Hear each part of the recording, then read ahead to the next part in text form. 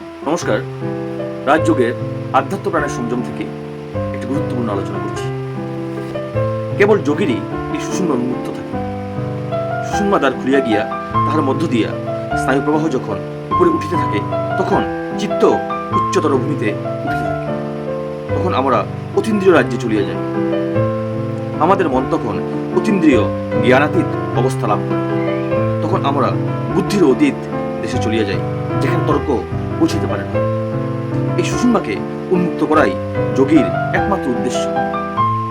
পূর্বে যে সকল শক্তি বহন কেন্দ্রের কথা উল্লেখিত হইয়াছে, যোগীদের মধ্যে সেগুলি সুষুম্নার মধ্যভাগে অবস্থিত। রূপক ভাষায় সেগুলিকে পদ্ম বলে।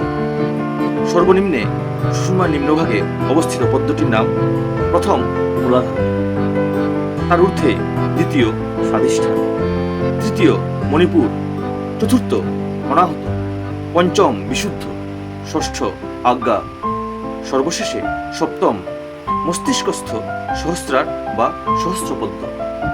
ইহাদের মধ্যে আপাতত আমাদের দুইটি কেন্দ্রের কথা জানা আবশ্যক: সর্বনিম্নে মূলাধার ও সর্বোচ্চ কেন্দ্রে অবস্থিত সহস্রার।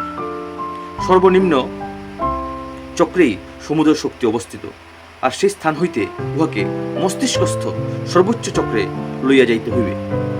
যোগীরা বলেন, মনুষ্য দেহে যত শক্তি অবস্থিত, তাহাদের মধ্যে মহত্তম শক্তি ওজ। এই ওজ মস্তিষ্কে সঞ্চিত থাকে।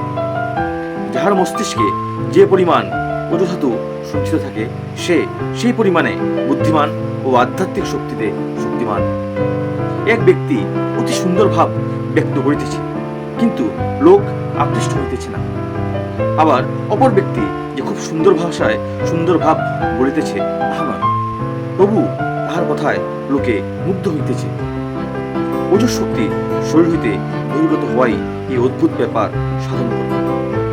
এই ওজঃ শক্তি সম্পন্ন পুরুষ যে কোনো কার্য করেন, তাহাতে মহাশক্তির বিকাশ দেখা যায়। ইহাই ওজধাতুর শক্তি।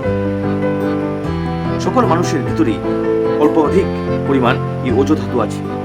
শরীরের মধ্যে যতগুলি শক্তি ক্রিয়া করিতেছে, তাহাদের উচ্চতম বিকাশ এই ওজ। ইহা আমাদের সর্বদা মনে রাখা আবশ্যক যে, এক শক্তি আরেক শক্তিতে পরিণত হইতেছে। বহির্জগতে যে শক্তি তড়িৎ বা চৌম্বক শক্তিরূপে প্রকাশ পাইতেছে, তাহা ক্রমশ আভ্যন্তরীণ শক্তিরূপে পরিণত হইবে। পেশির শক্তিগুলিও ওজরূপে পরিণত হইবে। যোগীরা বলেন, মানুষের মধ্যে যে শক্তি কাম ক্রিয়া, কাম চিন্তা ইত্যাদি রূপে প্রকাশ পাইতেছে, তাহা সংযত হইলে সহজেই ওজরূপে পরিণত হইয়া যায়। আর আমাদের শরীরস্থ নিম্নতম কেন্দ্রটি এই শক্তির নিয়ামক বলিয়া যোগীরা উহার প্রতি বিশেষ লক্ষ্য রাখেন। যোগীরা সমুদয় কামশক্তিকে ওজধাতুতে পরিণত করিতে চেষ্টা করেন। পবিত্র কামজয়ী নরনারী কেবল ওই ওজধাতুকে মস্তিষ্কে সঞ্চিত করিতে সমর্থ হন।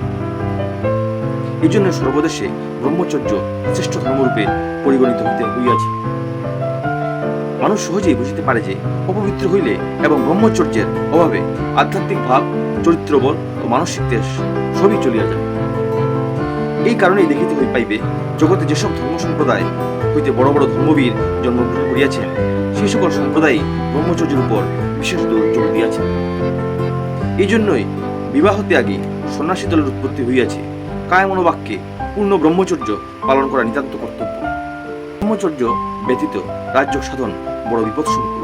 ইহাতে শেষে মস্তিষ্কের বিকার উপস্থিত হইতে পারে। কেহ যদি রাজযোগ অভ্যাস করে অথচ অপবিত্র জীবনযাপন করে, সে কিরূপে যোগী হইবার আশা করিতে পারে?